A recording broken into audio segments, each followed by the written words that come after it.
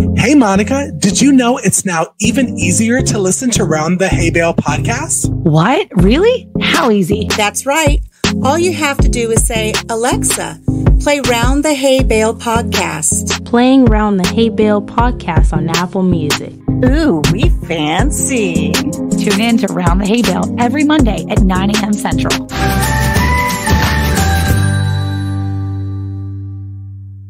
Round the Hay Bale is brought to you by... With gardening season in full bloom, Cayce certified organic products are just what your garden needs. From fertilizing your orchards to feeding your soil, Cayce's calcium-based fertilizer gives your plants the essential minerals they need to thrive. Applying Cayce to agricultural soils and waters has been proven to increase plant and crop yields while making vegetables and grains healthier and more nutritious. In addition, Cayce can help restore the nutrient balance in animals when they're fed plants grown using Cayce in both soil and water. To check out all of Cayce's organic products, visit cayce.com and use our promo code HAYBALE for 10% off of your purchase.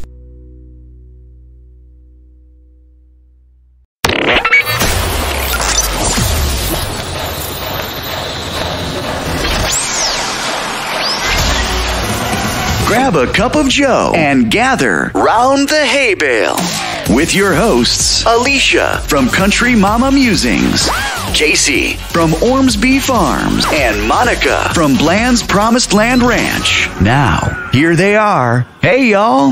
Hey.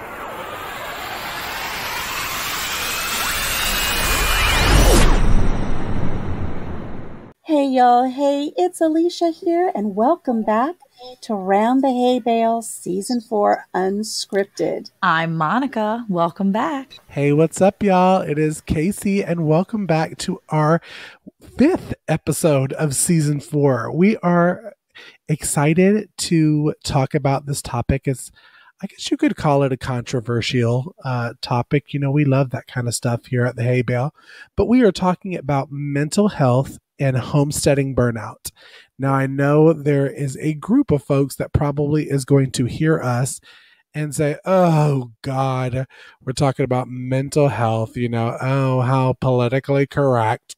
But it's totally not what we're getting into today. We're talking about homesteading burnout and how that is a real thing, and mental health, and how mental health and homesteading burnout can truly affect you for the worst. I think all of us have had some type of burnout in our homesteading journey, but I'm going to start off by kind of going into the homesteading burnout that, one, I've been on the homestead now I'm going on my 2nd year at the homestead. And for those that have followed us, know that I took a huge break from Christmas of last year until really about a month ago. And that was because of homestead burnout.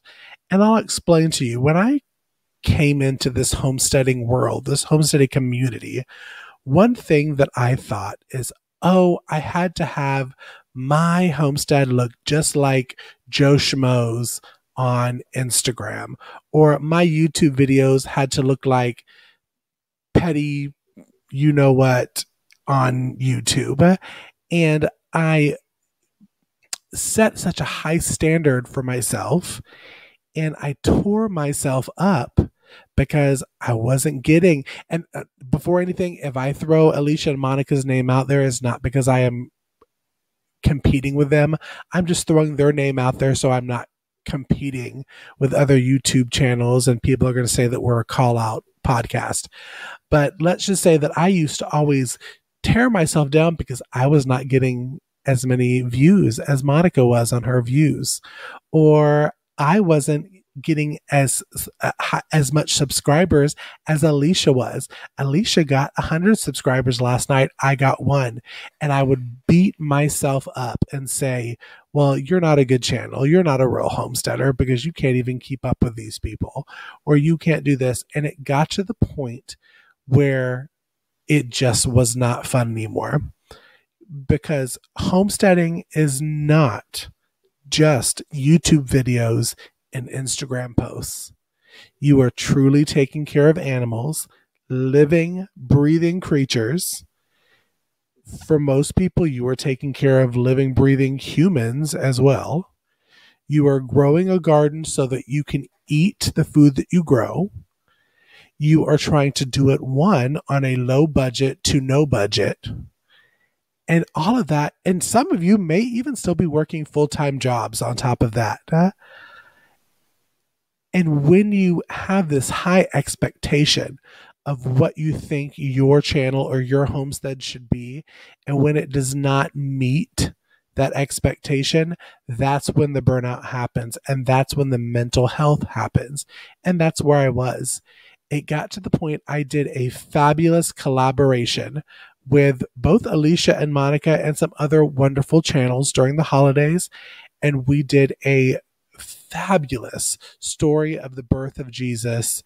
That was a kid's cartoon collab video that basically was reading the book of Luke. And it was paired with this fabulous cartoonist. I mean, I just knew, y'all, that this was going to be the collab that set my channel over. And you sit and you wait and you edit and you do it and you put it out there and you're so proud, and it gets 147 views. And you're like, welp, I suck. And I just was over it at that point. I was like, I am putting so much into my homestead. I'm putting so much into this YouTube, and I'm not seeing any.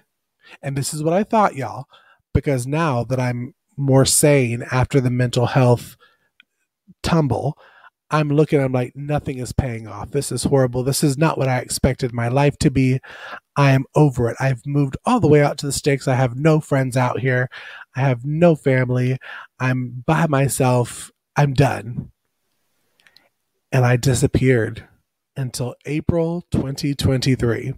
Now, luckily, I had some wonderful friends that did check up on me behind the scenes. I had some not so wonderful friends that didn't, and I thought they were friends, and they turned out that they were what we call YouTube subscriber friends. And we'll go into that more throughout this episode. But I'm trying to see who I'm going to pitch it to next. I think I'm going to go to Alicia, because me and Alicia have had many deep conversations about this personal topic. And Alicia, you kind of are still in kind of like a burnout kind of mode right now, don't you? I mean, I am. I've been in a little bit of a funk. You all know this. I was going strong, and I want to say for our listeners who can't relate to the social media aspect, that's just another brick on top of the stack. But I went through a stage last year where I was doing really well. My health was good. I had a recent diagnosis of diabetes, and that kind of set me a little back, but I was really strong and moving forward. And we've been on our homestead here for 9 years. So for 9 years, I've tried different aspects of living this little farm life, and I've loved it all. But even though I change things year to year, I'm always trying to build and grow and do things differently so that I can be more successful year after year after year. I kind of hit a low point this year, and it actually happened on the way home from the vet. And what had happened, and my co-hosts know this, we had a little dog that we had for 10 years. And, I tried to think about why this little dog meant so much to me. Of course, man's best friend. We've all had our little pets here and there. And my husband and I, we've had dogs throughout our lives together.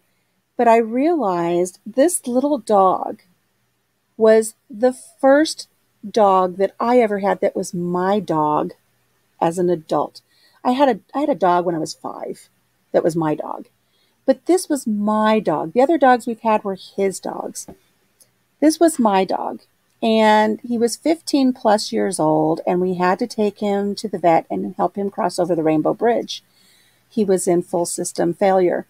And as we were driving back, I haven't shared this part with Monica and Cayce yet, But as we were driving back to the farm and I saw my farm in the distance from like a half a mile away, something just pierced my heart and said, everything I bring to this farm dies. And I just sunk, because it's true. Everything I bring to this farm dies. And my mental health just crashed.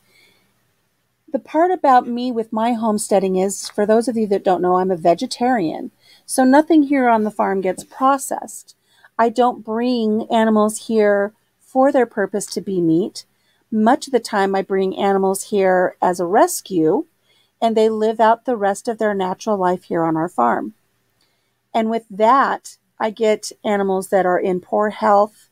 They've been neglected. They've been abused. Or some of them are just rehomed because they need a place to live. And over 9 years, I've lost count of how much death there has been on this farm. And the dog was the final thing. As I pulled up to the farm, I just thought, everything I bring here dies. And I went into this mental slump. That was in January. So I've been trying to pull myself back out of it, but I didn't put in a garden this year. And I have the excuse that I was traveling and I didn't want to burden my husband with watering the garden. I'm going to say right here and be honest. I mean, it's a valid excuse, but it's still an excuse. I don't have much of a garden going at all. I have a very little garden going this year. My homestead doesn't look the way it should look. I don't look the way I should look.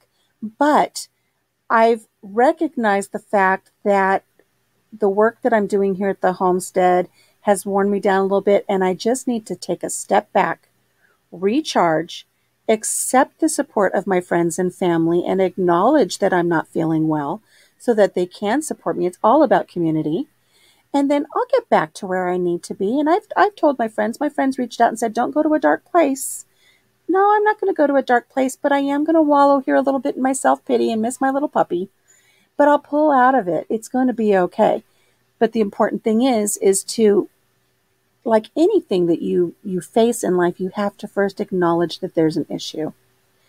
And it's an issue that I think a lot of homesteaders, regardless of whether you're homesteading out of an apartment, whether you're homesteading out of your side yard in a suburb, whether you're homesteading on a little piece of land, or maybe you have a 100-acre farm, there are times when the realities of life become a little bit too heavy.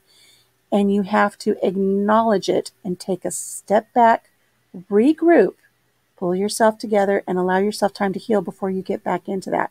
So that's where I'm at right now. And Monica, what are your thoughts on this? So I think the way my brain works is that I go through things and I don't realize I'm actually in them until I'm deep in them.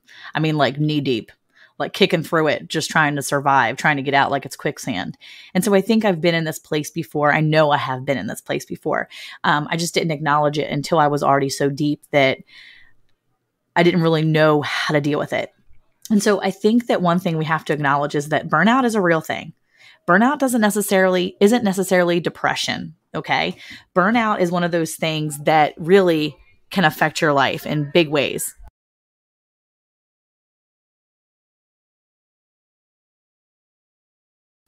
Agreed. I completely agree on that one. I think that when it happens, it doesn't always show itself as burnout.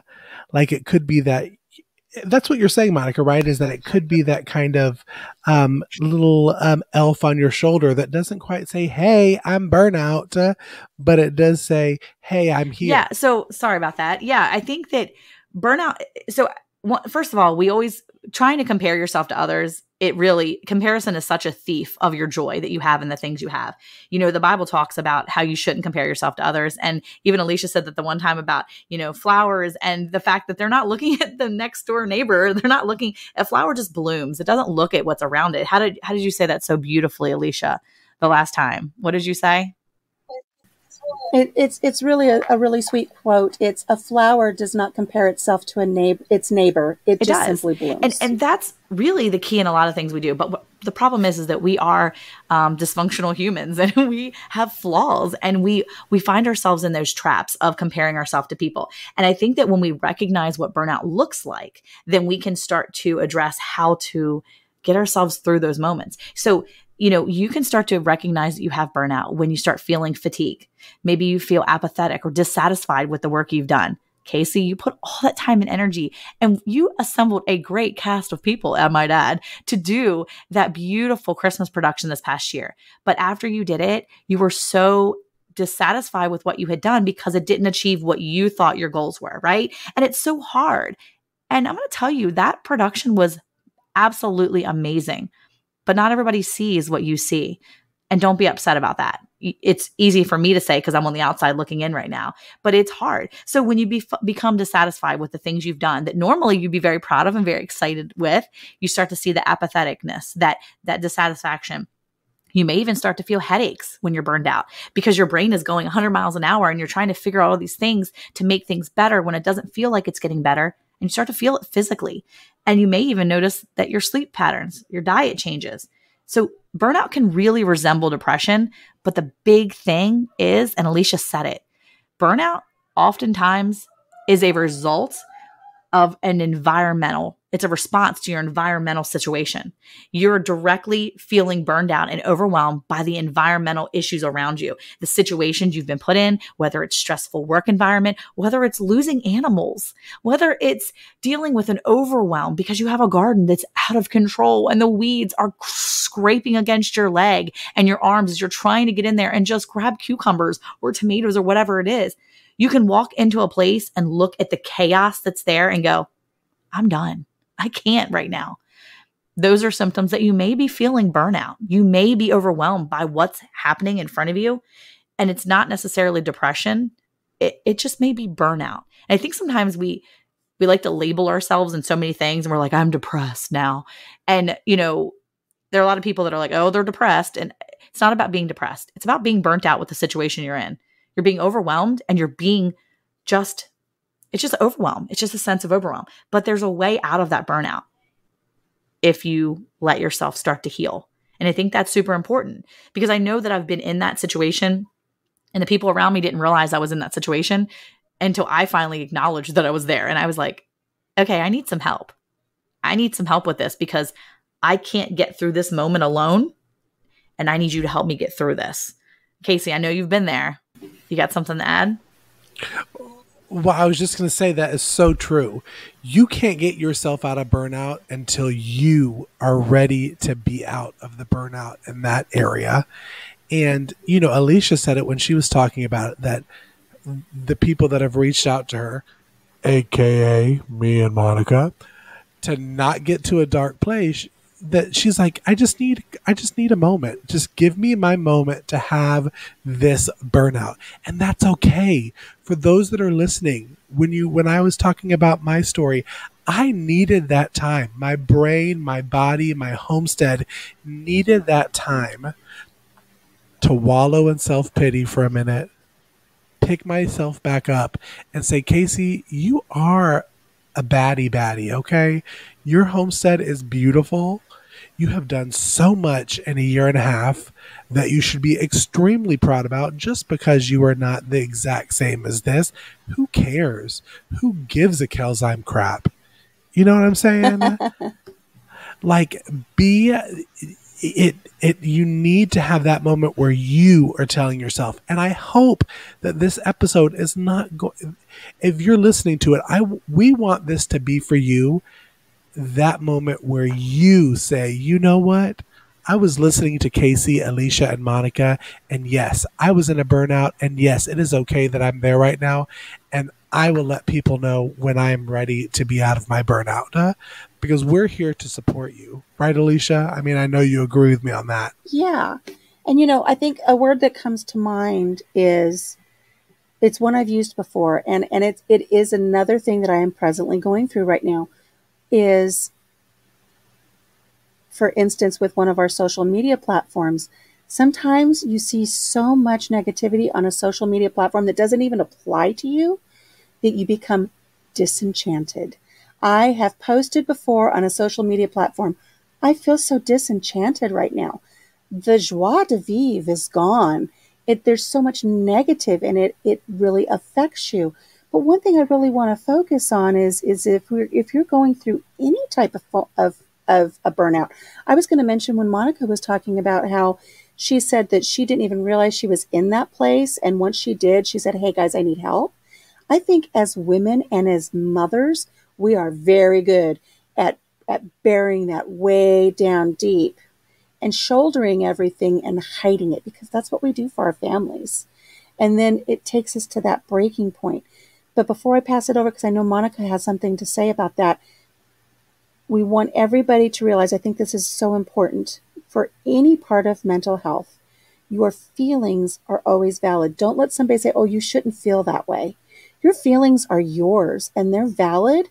And you need to be able to freely express them. And the people who truly care are going to help you through that. And you may unwittingly or unknowingly say to somebody, oh, I wish you wouldn't feel that way. You have to validate people's feelings when they're in any type of a little bit of a mental health slump, whether it has to do with homesteading or not. Monica? Yeah, I think that, when you mentioned a lot of times as moms or even just as parents, let's say wives and husbands, I don't think Eric has ever said to me, well, no, he has. He actually has recently. But in our first 20 years of marriage, he never would have said to me, hey, I'm overwhelmed. I can't handle this anymore. Now, in the past 5 or 6 years, as we've gotten older and we're more matured, we're in our 40s now, he will say things like, I am overwhelmed. This is a lot. There's a lot going on at work. And when I come home, I need a place of peace, a place of solitude, a place where I can refill my cup, get myself back in order. And I'm glad that he's saying that finally. As we've matured, we can say that. So I think as younger people, so if you're a younger person and you're listening to this and you don't feel like you can speak up, speak up. Tell your significant other, tell your spouse, tell your whoever that's there for you, speak up and tell them, I am overwhelmed. See, a lot of times when we tell someone we're overwhelmed or we tell someone we're feeling that way, they can help us. They can help us because they can encourage us by encouraging us to set boundaries with the people that maybe we're allowing to walk all over us, because sometimes that can happen too. We're overwhelmed because there's people that are taking advantage of us. And when people are taking advantage of you, you don't always see it. But if you have people in your life, sometimes they see it and they can encourage you and say, hey, maybe you can set some boundaries. That's why it's important to have those people. And maybe you don't have those people. Then I'm here to be your person. And I'm saying to you right now, if you're feeling burnt out and you have nobody to tell you and you think it's because there's somebody walking all over you, hey, set boundaries. Set boundaries in your life so that people can't take advantage of you and tell you who you are. Nobody tells you who you are. You tell yourself who you are. There's a scripture in the Bible that talks about how, and I know people don't always want to hear things like this, but I'm going to say it. The Bible talks about seeking the approval of man over God. And that's one thing I have to remind myself. I had to look it up to make sure I had it right. And it says, am I seeking the approval of man or of God? Or am I trying to please man? Because if I was still trying to please man, I wouldn't be a servant of Christ. And obviously, I am not trying to win the approval of people, but of God. And that is so true. And it's one of those things that maybe you're not religious. That's totally fine. But I'm going to tell you that's super applicable though. Maybe you're trying to seek the approval of someone in your life that is not worthy of your approval. And I find God worthy of my approval. And that's why I'm seeking his approval only. And you don't have to follow that same thing. You don't have to do that. But what I'm telling you is that's where I find my approval. And that's where I have to make sure that I'm setting those boundaries, because people are not telling me who I am. God tells me who I am. Cayce, you have something you want to say about that one? I was about to say, I did. So during my 5-month break, that is what it took, was me reconnecting my relationship with Christ and realizing who I was living my life for. And when you said, which is, it means so much to hear this, and I think people need to hear it when people are going to, I'm trying to think of how to say this correctly, even though we are unscripted. I do like to say things that aren't completely off the walls because I don't want to be that podcast host. But you learn everyone's true colors when you're going through a rough time. God will never make you feel less than because you were going through a rough time. And I had to learn during my time off who were my true friends and who were a friend because they wanted me on a collab, or a friend because they wanted me to call them out on a YouTube video, or a friend because they said, oh, I don't have this nationality or this race, this person on my squad. I need to have my token, this person on my squad. So let me be friends with this person so that I can get more viewers. And it hurt to know that you put a lot of time into a person or multiple people that then, and listen, I'm not going to call out these people because my co-hosts know who I'm talking about. And my co-hosts have told me, Cayce, be very careful. Cayce, just do you. Cayce, be careful.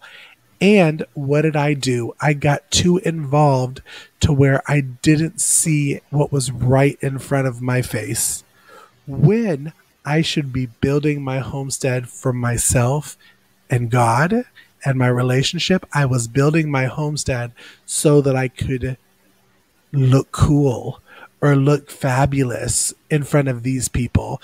And that is where I failed as a person and as a Christian, to where I had to stop, regroup, get off of all social medias, and go back to my relationship with Christ and the reason why I liked homesteading. And I'm going to pass it to Alicia now, who is the next person that, like me, loves to throw out subtle shade without too much of an umbrella shade.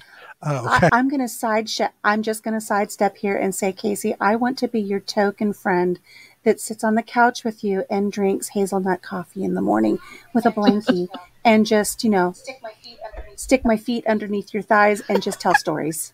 Have you ever cuddled up with somebody on a couch like that? It's so healing for the soul. I want to be that kind of friend, and we all need that kind of friend. We do. Shout out to my friend Rachel in Texas. She's my hazelnut friend, but I would be a hazelnut friend with you, Cayce. That's the token friend we all need. You know what's funny is, okay, so y'all that have listened to the podcast know that both Alicia and Monica have both visited the homestead in separate times. And when it's funny, because this is a story, this is totally off the topic of mental health, but it's not really. Friendship is a wonderful asset for mental health. It is. And so when you have somebody coming, you want to prepare and make sure everything's great. So Alicia was my coffee drinking buddy. Both of us had our coffee that morning. I don't know if you remember, but I only drink hazelnut creamer unless it is the month of October and then it's pumpkin spice. Pumpkin spice. My word. See, through you're just like my BFF.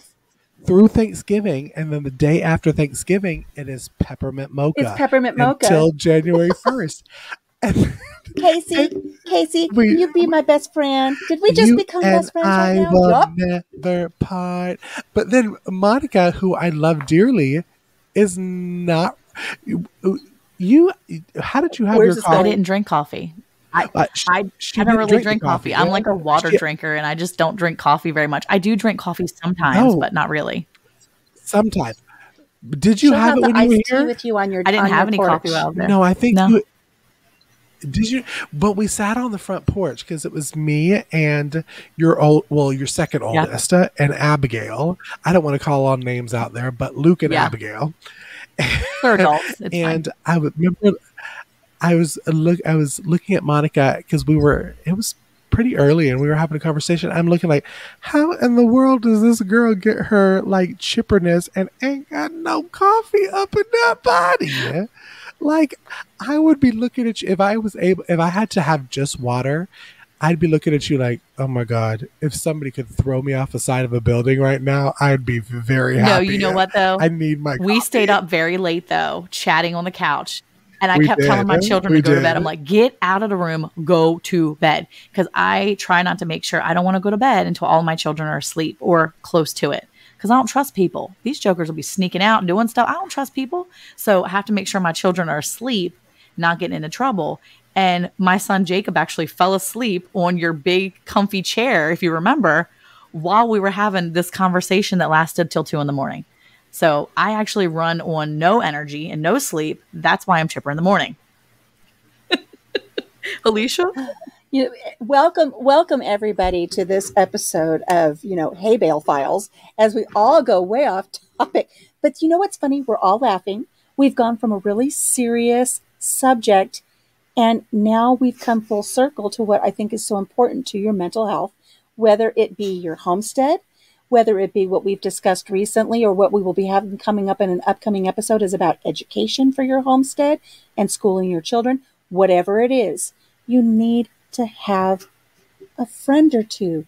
You have to have someone with the same likes, the same goals, the same mindset of something that you're going into, whether it is going to be painting, whether it is homesteading, whether it is, taking up welding, whatever it is. Find somebody that you can bounce off of ideas back and forth and cares and concerns so that you're there for each other, because we started off on a very serious topic, and I was very sad talking about my dog that died, and now we're all laughing talking about being down at Cayce's, because this is the importance of friendship. You have to have a friend that you're able to say, I'm struggling and I need your help right now. They're going to pull you up out of the well. And it reminds me of a story. And there's this story that I had put on one of my blogs one time. There was a family member by marriage, and one of their family members was continually posting on a social media platform, negative after negative after negative, and it contributed to my disenchantment. And I finally, you keep saying, hey, I'm here for you. I can help you with this. I can help you with that. And then they just don't accept it, or they don't want to listen. They just want to stay down there in the muck and the mire. And it reminded me of a story. I did a blog post on it about this donkey that fell into a well. Do you guys know this story? This donkey that fell into the well. And this farmer said, oh, well, I'll never get that donkey out, so I'm just going to bury it right here in the well. And so a bunch of people come over and they help the farmer start putting shovelful after shovelful of dirt into the well to bury this donkey. And the donkey shakes his back and the dirt falls off, and he's able to then stand on the dirt with each shovelful. And before you know it, he's raised himself up high enough that he's able to climb out of the well by himself. Inadvertently, that farmer helped him save himself. But don't stay down in that well. Don't be that ass. And I'm saying it in the term of a donkey. Don't be that ass. Shake the dirt off, climb up, and pull yourself together with the help of your friends. Don't stay there forever. I think there was a story I was reading, or a show that I saw, or a book I read or something. It said, when you hit hard times in your life, whether it's going to be in your personal relationships or your homesteading or your job or whatever it is, it's okay if you fall to your knees and fall down on the carpet and have yourself a good cry. But girlfriend, don't stay there, because you don't belong down there on the floor. There's going to be a time that you're going to stand up, shake yourself off, and learn how to cope and learn how to do something different next time. And then you move forward and you make it a learning experience. And so with my personal issue of having this low mental standpoint right now on the homestead, I've had to come to the realization that these animals that I've rescued and taken care of, I've loved them. And with great love comes great heartache. And so I have to accept the heartache and know that I gave these animals the best life that I could. It had just gotten to the tipping point where there were too many, because we'd lost 2 dogs in 1 year. But I'm going to be okay. And it's mostly in part because of my husband, my children, my grandchildren, and my friends, 2 of them right here on this podcast, who have been so wonderful. So, take it as a season, learn to step up and accept, acknowledge, learn, and move on. So, Monica? that's really important to have people that will make you laugh and that will enjoy being near you. But, there are people that don't have that. And it makes me sad to think that there are a lot of people that are in that burnout mode or feeling overwhelmed. And it's not necessarily because of somebody putting a label on them or whatever, but it's because they're just overwhelmed with their life because they've put themselves in so many things. You know, we have small children, we have older children. My youngest is 7 right now. So a couple years ago during COVID, you know, some days I think, man, COVID was awful. But some days I really thank God for COVID because it helped me find a lot of priorities and really put a lot of things in perspective. You know, we were the family that had children that were in baseball and we were running from game to game to place, to this, to that, to do this. Plus we're running a homestead. Plus my husband works a full-time job and most of the time he works overtime. And we have this going on. We have this going on. And we were so busy. And, you know, one of the things that I remember reading a long time ago as a mom was that I say, you know, I'm a homemaker. And one of the things I read was, how can you be a homemaker if you're not home long enough to make it count? And I was like, oh my gosh, I'm not really a homemaker at all. I'm just a home visitor because I visit my house for sleep and for eat and for changing of the guard. And, you know, we change and we put somebody else in a car and we go here and do this. And that can become so overwhelming and you can get burned out really fast. So I think that once you get to that burnout place, sometimes it's God's way of saying, hey, guess what? Slow down. You should have been slowing down a long time ago, but you didn't see it. So sometimes we are in a place of burnout because we need to be. And I think when we're there, we really need to step back and give ourselves grace, give ourselves time to breathe and to heal from whatever we've put ourselves in. And at that point, we can really give ourselves a chance to be mindful and choose those things that matter most. Choose those things that are the most important to you. Create yourself a routine, give yourself boundaries. Maybe find a hobby. You know, when Eric was let go, I won't say fired, he was let go of his job in 2020 because it wasn't, you know, he didn't need him anymore. He was given 2 weeks. 2 weeks. Hi, you have a family of 8 children living in your house, you and your wife, and you have 2 weeks until you have no job. Oh, and P.S., we'll keep your health insurance till the end of the month. That'll give you 3 weeks of health insurance. That's what came down the pipes at the end of 2020. And you know what? Eric said it's going to be okay. And God told us it's going to be okay. And at that point, I think that the overwhelm and probably the burnout that he was about to experience was kind of ending at that point. And for him, I watched him find a hobby, aka YouTube. And it was a fantastic outlet for him. And he did all kinds of stuff around the house. But it took 5 months to find another job. 5 months of using up the savings that we had and living on the government jobs, like what you get, the unemployment, that's what it was, unemployment, and having zero health care because we didn't have any health care. I didn't go on he had made too much in the previous year to get any free help for anything. There was none of that. It was what we had, what God had given us, and that unemployment check that he got every month for 5 months. That's what we lived off of. And in those moments, we found routine. We found grace. We found a hobby. We found ways to fill our tank, to smile, and to give ourselves grace. I exercised like you would not believe. And I feel like that was probably a time where I was dealing with the result of what burnout looked like in my mind. And 2020 helped heal me from that burnout. What is this exercise of which you speak? Are you ready for this? I would go for walks. I would literally just walk 2 miles. I walked 2 miles. Oh. I walked 2 miles. I walked up and down my street. I literally walked up and down. That was 1 mile. I walked up and down. That was 2 miles. And I listened to podcasts and I sang songs in my head and I talked to people on the phone. And I told my children, I'm going for a walk. I'll see you in 45 minutes. And I literally walked for 45 minutes. I will say that 3 years ago, I was the healthiest I've probably ever been in my life. And I just walked. And I tell Eric all the time, I'm like, I need to start walking. You just start walking again. You know, when you need to do something for yourself and you just don't. Yeah. So, we all get to those places in our lives, but sometimes that's just a way for the Lord or whatever you believe. I know it's God, but maybe you think it's the universe. Maybe you think it's Mother Nature. Maybe you think it's your great grandma Sally just trying to get you to slow down. I know who it is in my life and I know who it is in yours. You just don't know it yet. But what I'm saying is that it's God trying to say, hey, I love you. You need to slow down. So from me to you, if you're feeling burned out and overwhelmed, it might be a good thing. Just relax in it, slow down, give yourself grace, and heal. It's okay to not plant that Yeah. garden this year.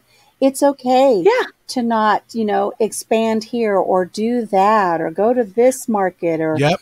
all the things that as homesteaders that we're starting. It's okay if you don't want to bring in that extra driveway that's going to go to the Yes. barn or plant something on the side of your yard. Right. Give it up. I've given it up for this year. I'll pick it up again next year when I rethink and Yeah. replan and come back together. And you just kind of rally the troops and you come back, but you have to do it. It's in okay your to own not be time. busy. Absolutely. Because homesteading makes you And- busy. You have a lot to does. take care of. And I think, Cayce, you said it earlier. Homesteading isn't just homesteading for animals. You also a lot of times have to take care of people other than yourself. And when you get caught up in taking care of other people and other animals and other plants and other things, you forget yourself. And when you forget yourself, that's when you get burned out, I think, the most. I think as homesteaders, that's when we really get burned out, is when we forget ourselves. If you look at your homestead as an airplane, what's the first thing they tell you when you do your safety instructions? You put the mask on yourself first. Then you put the mask on the child sitting next to you in case of an emergency. So sometimes these mental burnouts is a crash landing course. And you need to put the mask on yourself first. Take a few of those deep breaths. Then tend to what is falling by the wayside on the homestead. Obviously, don't let that be your live animals, but you know what I mean. It's okay to put some tasks on the back burner and then pick them up later when you're more mentally able to. There's, I think there's been a stigma for so many years on mental health that we're afraid to talk about it. But there's been this resurgence of what's okay to talk about lately that's socially acceptable. And it's socially acceptable now to acknowledge and be real. I mean, isn't that what this is all about? You have to be real. We're being real in the concept and the thought and the structure of the reality that you have burnout when you're tending to your family, when you're tending to your home, when you're tending to your homestead, and it's okay. It's okay to acknowledge it, do what you need to do to fix it, and then pick yourself back up off the floor and keep going forward. That's the thing to go forward. I saw something that was mentioned in a post recently, and I thought it was a really neat thing. When we worry and we let things get to us, and I'm guilty of this, and it's something I'm going to try to really implement as I move forward, not only in my home life, but my homestead life and my social media life and all these other things, is when we worry is caused by two things. Worry is caused by things that have happened to us in the past and things that may happen to us in the future. Worry is caused by two things that we really have no control over: memories and anticipation, imagination.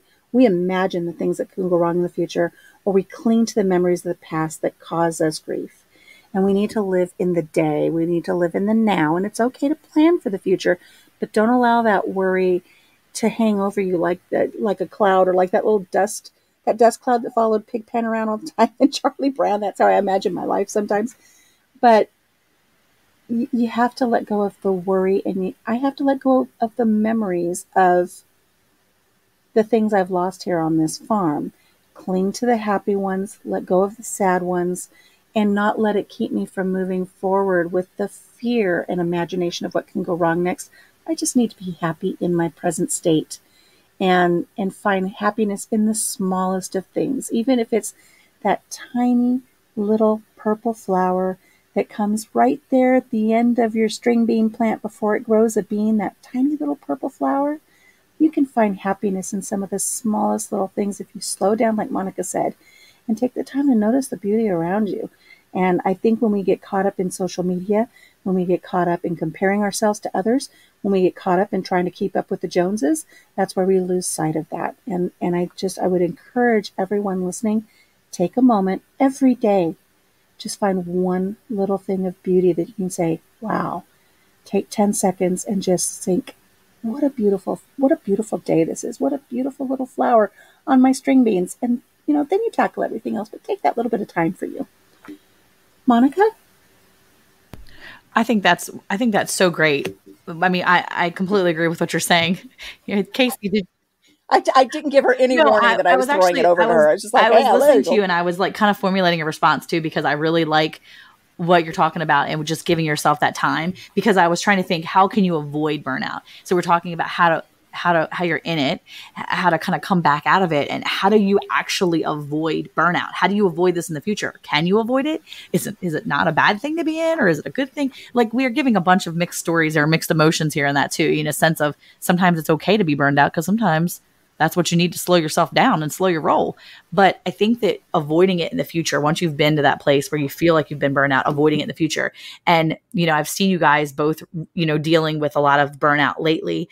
And I know that, when Cayce was in it, I was like, dude, try to, stop worrying about all that digital stuff, all the social media stuff. Stop worrying about those people. Stop doing that. And that's one of the solutions too, when it comes to avoiding burnout in the future. A lot of these different things or recommendations, it says, do your job, work wherever you're working, work with a purpose. And I already talked about that, and working to the Lord and not serving man, but serving God. But you can also just keep an idea of routines. When you have a routine, it kind of helps you stay focused on what is important, choosing those things that bring you joy, taking control of the things that you are doing. And, like I had to do back in 2020, I had to choose, am I going to put my kids in baseball after this whole COVID thing is done? We didn't.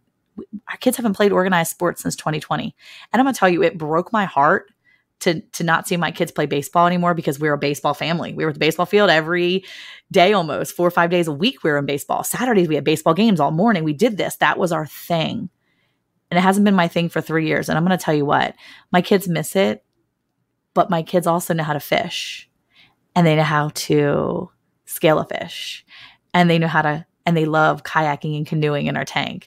They have had trips, and we've been able to do things that we weren't doing before because baseball was in the way.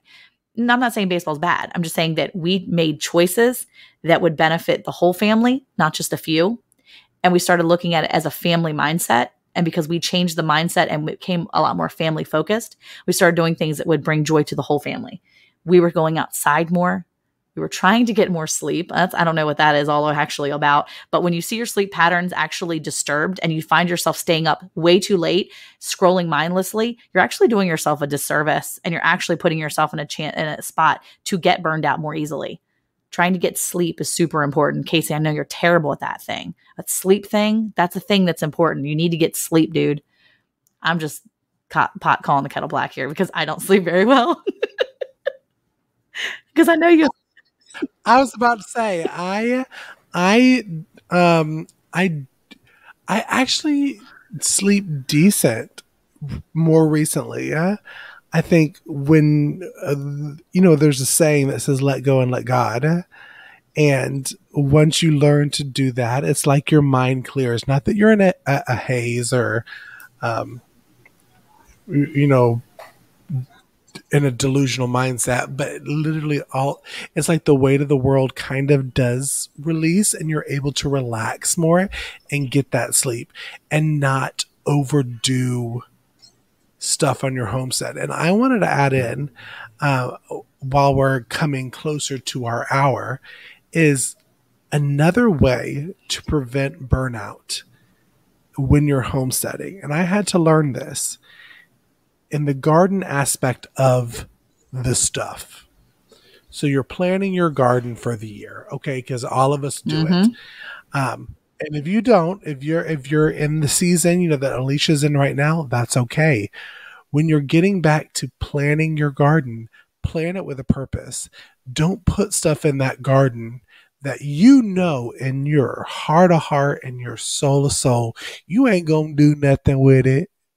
If it brings you a little bit of joy, like that purple flower of, the beans that Alicia was talking about, but the beans are providing for her, and there's a reason that she planted that. Now, for me, everybody's always like, oh, bok choy is so cool. And y'all, I'm just throwing bok choy out there. It was just the first thing that came to my head. Oh, I'm going to plant the bok choy because everybody's planting the bok choy. And then you plant it and you put all this time into it, because I'm going to tell you, planting a garden is a lot of time. It is not just you plant and water every so often. It's a lot of work that goes into those plants that you plant. And you can get a burnout because you're putting into a bok choy that you don't even like the taste of. Now, why on God's green earth would you decide that that is what you wanted to do with your time? If you know you don't eat bok choy, you know your spouse don't eat bok choy, you know your children don't eat bok choy, you know your neighbor don't, why are you going to plan Maybe it? your chicken. Why are you going to put yourself? Maybe your chickens will eat your bok choy. I mean, you never know. Your chickens might eat the bok choy. Your chickens could eat the bok choy. You never know. But here's the thing. Down here in the South, it's not bok choy. You know what it is? It's okra or them creamy peas. What are they like? Oh my gosh, what are they like? They're like beans, and people eat them all the time, and they put them, they're peas, and they call them peas, but they're not peas. They're actually beans. Y'all know what I'm talking about. But everybody in the South wants to be growing okra, and I'm not feeling it. And my people won't be eating okra. So I won't be eating okra. And I did plant bok choy, by the way, Cayce. I did. I only planted it because I got free seeds from Baker's Creek. And Baker Creek sent me free bok choy seeds, and I wanted to grow it. And I grew it, and it was so pretty, and I gave it to my chickens. Okay, well, let me say that I grew the okra only because Mom eats it, but we wasn't putting a lot in there. I didn't get no bok choy, and my chickens probably wouldn't eat the bok choy. They're real bougie, just like their dad. Saying. I got stuff I won't grow. I got stuff I won't grow from them, but that's okay. I bought stuff that I will grow. But you know, Cayce, you bring up a good point. You're talking about Alicia, what about cucumbers?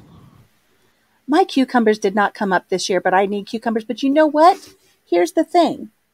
I beat myself up a little bit about that. I didn't get them in ground in time. Nothing germinated. I don't have cucumbers, but you know what my neighbor does? And that's okay. And that's where we talk about a lot on this podcast about the community and making sure that your community sufficient, not 100% self-sufficient. I know that my neighbor has tons and tons of cucumbers coming up. She'd be more than happy to bless me with some. So I can take that burden off of my back and know that she's got cucumbers, and I'm going to be making some sunshine pickles here in a little bit, and it's all going to be okay, and I don't have to beat myself up over it. But Cayce, what you're saying about when you plan your garden and don't invest a lot of time and energy and heart and blood and sweat and tears into something that's not going to benefit you, the same goes for your relationships as far as your friendships, especially on social media, because for the three of us, that brings us to this whole new element, again, where we're comparing ourselves with each other. We're trying to impress people with our gardening skills, or we want the numbers. It doesn't matter. It doesn't matter. At the end of the day, and I really want people to hear what I'm saying here. At the end of the day, my granddaughter is going to say, I remember the day that I went over and I planted flowers with my grandma. My granddaughter is not going to say at my funeral, I remember the day that my grandma did a garden tour video and it got 250 views on YouTube. That's not where you need to be planting things. You need to invest in your family, your friends, yourself, and let those other things go. Invest the blood, sweat, tears, hours, everything into what's going to bring you that joy. And that's going to help you avoid some of that burnout. My joy just was temporarily suspended due to the inevitable. And it's something that we all deal with on our homesteads, whether it's the death of a plant or the death of a pet or the death of livestock. It's just one of those things, and sometimes it just gets to you and then you move on. Yeah, Monica? And we're not, well, I was just going to say real fast before Monica, because this is just throwing shade, is that you'll never remember the small, menial, stupid YouTube videos. It's the moment. So I do agree with that, Alicia. Like, you aren't going to remember one of your so-called friends having their shorter husband on a video tasting food. No. And that, you're not going to remember that. But you will remember. Although I will say, my grandchildren will remember the Smucker's Uncrustable eating contest. They will remember that. They may remember that. Well, look. Well, I know that I will always remember Monica tapping that spoon on the canning stuff, because those are things you should remember. Just saying. Just saying, we're talking about taco meat, okay? That is something you should remember. Hey, you know what though? You're going to remember those moments. Look, there's going to be moments that have to do with social media that people are going to remember, because I'm going to tell you right now, when we hit our million views, I was counting down to those views, and I was telling the kids, I was like, "Oh my gosh, we just got 1 million views on our video. It went viral." And they were cheering. When we hit 10,000 subscribers, the kids were cheering. Now, mind you, we cheered at 5,000, we cheered at 6,000. I was literally texting my group of older kids like, "Hey, check it out. We just got 1,000 subscribers." So sometimes that does make you smile and it brings joy to your entire family. But in the end, 20 years from now, they may remember the time that dad got 1 million views on a video and he literally went running through the house. But they're probably going to go, "Remember that time when dad was doing the YouTube thing and he got like some big number and he went running through the house screaming because he was so excited?" That'll probably be their core memory. They may not remember exactly what it was about, but they'll remember his crazy, silly self running through the house being excited because that was one of his goals in YouTube world. So maybe social media may make an impact on your life in the future in some way, and your kids' core memories or your family's memories, but that's not their entire world. And that's not what we've made it. It's the goofiness and what we've made it. That's what it's about. Chances are they're going to say, "Do you remember that time Dad took us probably. fishing?" That's Probably. what they're going to remember. But the thing is, that's where the focus exactly. needs to be. But I will say, sometimes those things come into it. Sometimes we do get excited about social media. But again, our focus has to be on pleasing God, not man. And in the end, when we're excited about those numbers and those things that we've gotten excited about here, every single time, both Eric and I have always said, "Guys, this is amazing. Do you realize 300 people watched our video? That means that 300 people heard us talk about X, Y, and Z. And hopefully they're seeing Christ in the things that we do as a family. Hopefully they're hearing the love that we have for one another as a family. And we're setting an example that they want to come back and watch." That's why we do some of the things we do. And that's why we wanted to do our social media in the end, because it's not about being catty or jerky or whatever. It's about showing Christ and showing the family and who we are as a family to everyone out there. And that was the purpose of that for us, And the reason, Cayce, why even when you were having those moments that you felt like you said you could sleep well, even when you're burned out, if you have your focus on the Lord, He's going to give you rest. He's going to give you peace. The Lord gives strength to His people. The Lord blesses His people with peace. He gives you rest. He tells you you're being renewed day by day. There's so many verses to follow up and to tell you that you're going to find that rest. You're going to find that peace and that comfort and that calm if you just get yourself centered. And I feel like you probably sleep super well, even if you've been kind of burnt out, because you've rested in you have the right comforter on your bed. Get it? Like comforter. Jesus name. You know what? I just had this visual while you were saying that, Monica. You're so hysterical. I just envisioned little tomato plants that at the end of the day are kind of wilty and hot and overheated. It's like, "You're going to be renewed. In the morning, I'm going to water you." And well, I water my plants at night. That's like a huge no-no because they could like mold or whatever. But guess what? Mama's hot in the morning. So I put on some bug spray, some of my oils, my essential oil bug spray, and I walk my little booty to tootie in out in the garden at nighttime. And I renew my garden stuff at night. So do I, Monica. It's okay. So at nighttime, all my plants are renewed. It's like they find rest in the master gardener at nighttime. And here at my house, I'm the master gardener. I'm not outside of my home. I'm just a regular gardener. But you can learn so many lessons from the things in your homestead. You can continue to see how the homestead can actually burn you out, but at the same time, it can renew you. And it can really replenish your spirit if you let it. If you set those boundaries, you choose those routines, you choose what's going to bring you joy, you find those things to get yourself back together.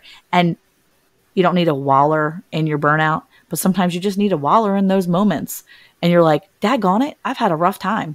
And I'm going to give myself grace to say, "Yeah, today sucks, but tomorrow might be a little better." Yeah, but tomorrow's another day. And I'll tell you what, I'd not want to be anywhere than where I am right now. I'm happy where I am on my little homestead, but they have those bad moments. You have those bad days, and you pick yourself up and you move on.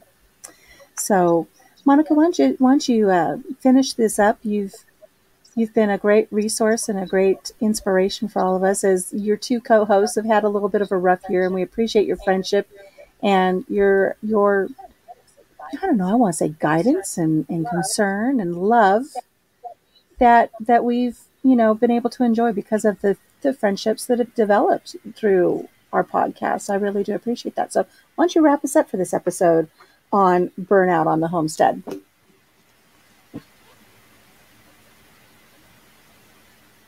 And we can't hear her because she's somehow inadvertently muted. I'm not muted now. Can't hear she. Boom. There okay, you so this is unscripted, guys. So no, I think Cayce's crying. I know. I appreciate you saying that because I feel like I know what burnout feels like.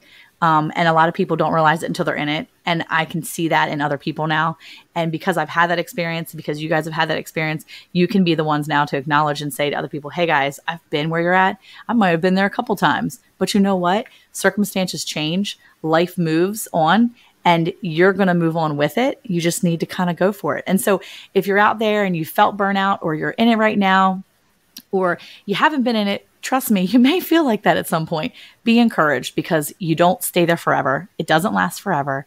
And find people that can help you get out of it. And if you need somebody, we're here for you. As a matter of fact, we're here every Monday on all podcast platforms and Tuesday mornings in our beginner homesteading guide over on Facebook. And we're here for you anyway, because you know why? You can always get in touch with us with our Gmail accounts, our email accounts. Somehow reach out to us if you don't have that friend and you're feeling burnt out.